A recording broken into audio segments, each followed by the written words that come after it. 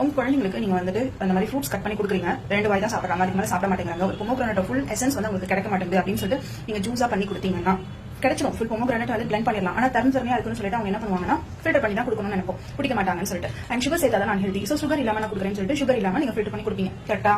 அது பண்ணாதீங்க, ரொம்ப ரொம்ப தப்பு. அது குழந்தைங்களுக்கு மட்டும் இல்ல, நம்மளுக்கும் தான். ஸோ ஜூஸா நீங்க வந்து ஒரு பழத்தை வந்து குடிக்கிறப்ப ஃபைபர் இருக்காது. அண்ட் வந்துட்டு அது ஜூஸா உள்ள போகிறப்போ உங்களுக்கு பிளட்ல சுகர் ஸ்பைக் வந்து அதிகமாகும். ஸோ பீப்பிள் ஒபிசிட்டி ஆகுறது, பிளட்ல சுகர் லெவல் இன்க்ரீஸ் ஆகுறது, இது எல்லாத்துக்கும் வந்து இது அடிப்படையா வந்து மாறிடும். ஸோ அதனால நீங்க வந்துட்டு குழந்தைங்களுக்கு ஏதாவது ஃப்ரூட்ஸ் கொடுக்குறீங்க, 2 வாய் சாப்பிட்றாங்க, பரவாயில்ல, சாப்பிடட்டும். அவங்க கொஞ்சம் கொஞ்சமா அதை ப்ராக்டிஸ் பண்ண நீங்க கொடுக்க ஃபுல் பழத்தவே சாப்பிட்ற மாதிரி ஸ்டேஜுக்கு போயிருவாங்க. சப்போஸ் அவங்க சாப்பிடலன்னு சொல்லிட்டு நீங்க ஜூஸ் பழக்கினீங்கன்னா அவங்களுடைய எல்லா விஷயத்துக்குமே வந்துட்டு ஃப்ரூட் சாப்பிடாம ஜூஸா கன்சியூம் பண்ணணும்னு நினைப்பாங்க. அது அவங்க ஹெல்த்துக்கு நல்லது கிடையாது.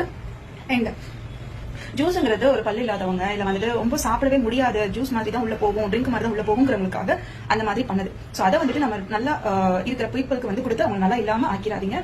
ஸோ கண்டிப்பா வந்துட்டு ஜூஸை ப்ரிஃபர் பண்றதை விட நீங்க ஃப்ரெஷ் பழமா ப்ரிஃபர் பண்ணுங்க. அதுதான் ஃபைபரோட உள்ள போகிறப்ப உங்களுக்கு ரொம்ப ரொம்ப ஹெல்த்தியான விஷயமா இருக்கும். ஸோ ஹெல்த்தியாவே அன்ஹெல்த்தியா மாத்திராதீங்க.